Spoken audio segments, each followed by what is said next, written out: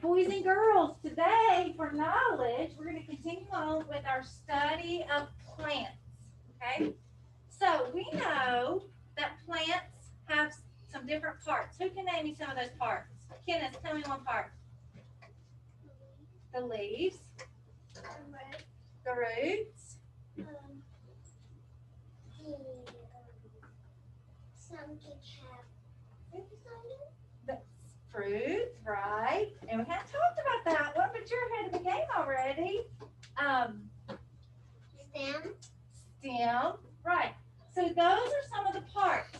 Now, on Thursday, we learned about bees. What did we learn about bees? What do bees do? Make honey.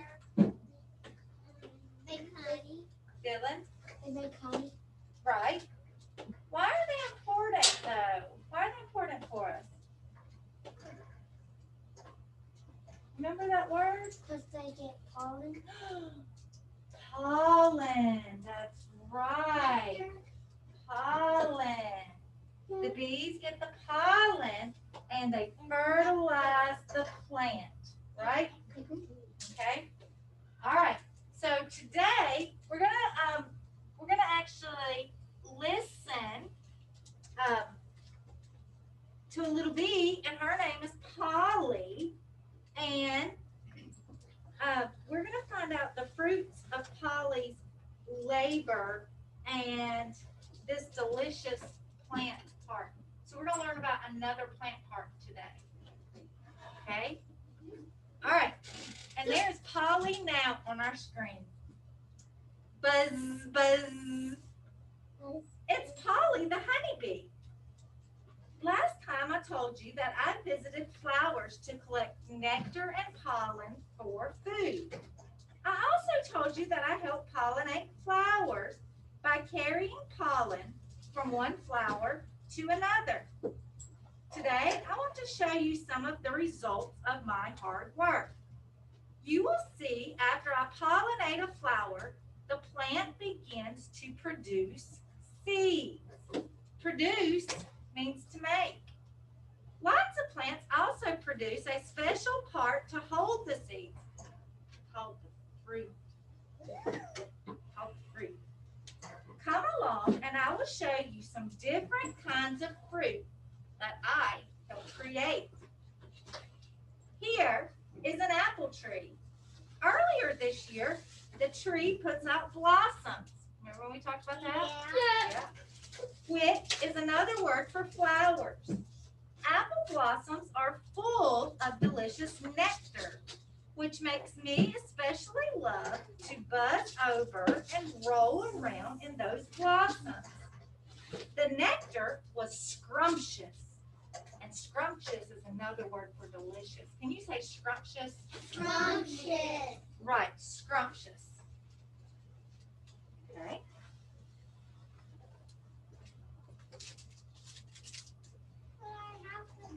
All right. Get to my next slide here. But look, it was good for the tree too.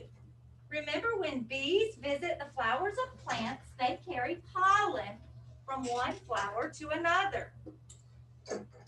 This apple tree is now full of apples because my honeybee friends and I did such a good job pollinating the blossoms. The apples are fruit, and inside each apple are seeds that can grow into new apple trees. The apples took weeks to grow. They were small at first, but then they got bigger and bigger. Now they are almost ripe. When the apples are ripe, they will drop off the tree so the seeds can fall in the ground and start growing into a new apple tree. Or a person may come and pick the apple to eat it. Now, here's an image of an apple that has been picked off the tree and sliced open. You can see the seeds.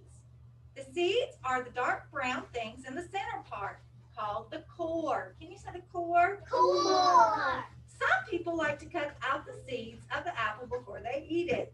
Some people also cut off the peel of the outside of the apple. And then some people just eat the peel. Cool. Here's another tree that I pollinated. It's called a cherry tree. Some time ago, this tree produced lovely pink blossoms or flowers.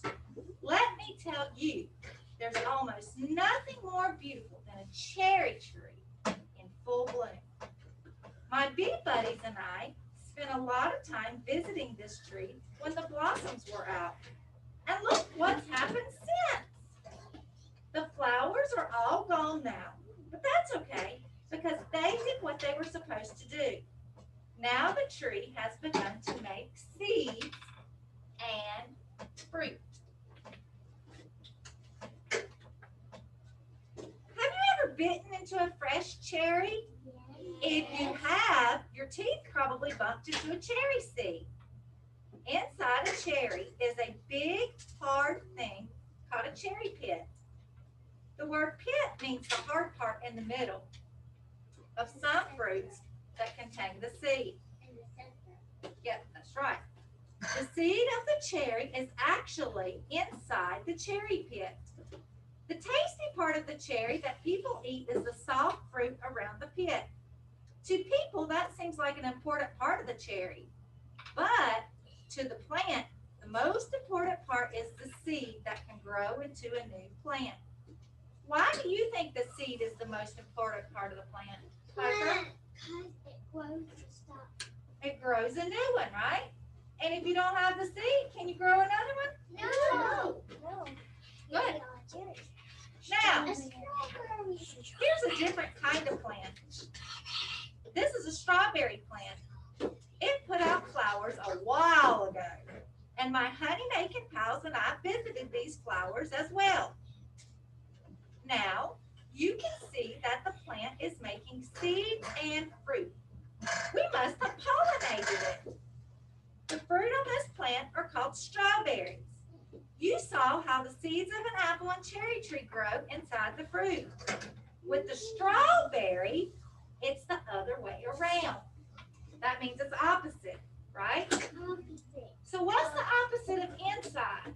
It doesn't have seeds. Outside.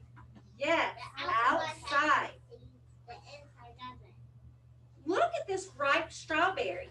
You can see the seeds all over the outside of the strawberry. The seeds on this strawberry are so small that people can eat them along with the fruit. So do you see the little yellow seeds on the strawberry? Yes. And they're on the outside. And you can eat those seeds, right? Yeah. I ate strawberry before. I always try to pick those seeds out. Here is one last plant. It's a watermelon plant. This watermelon plant, I shouldn't jump in there. excuse me guys, but I can't read when you're talking. Thank you. The watermelon plant bloomed a few weeks ago. I visited its flowers and found the nectar to be quite delicious.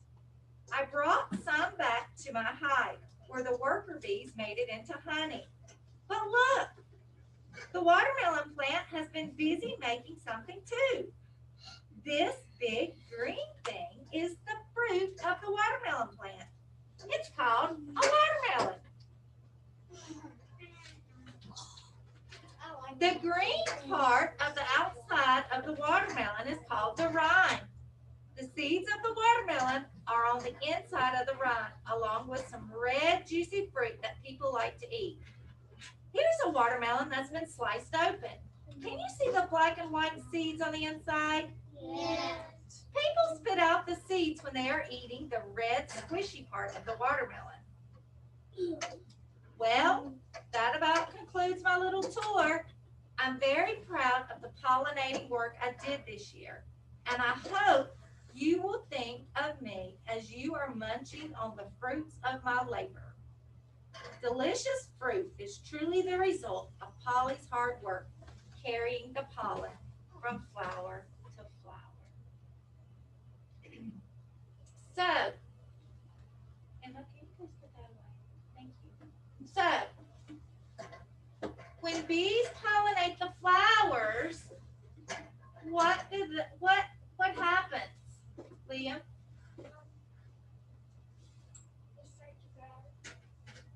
What? It makes a what? A fruit.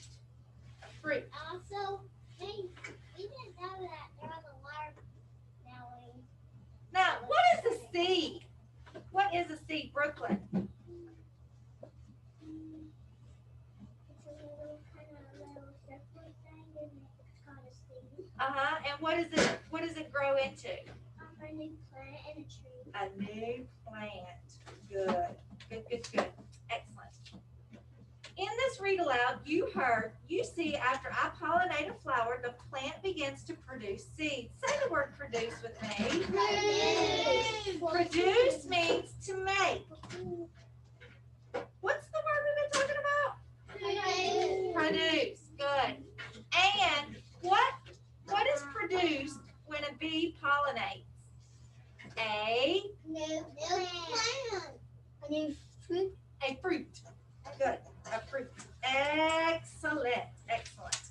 What All right. about the one? My boys and girls that are in class, if you will give me 1 minute to explain the assignment for my online people, okay? Actually, you guys can listen too because you're about to get it too. So, you guys are going to complete this activity. It is called What Grows from a Seed, okay? Most plants, fruits, vegetables, and flowers grows from seeds. Circle all of the things that grow from seeds.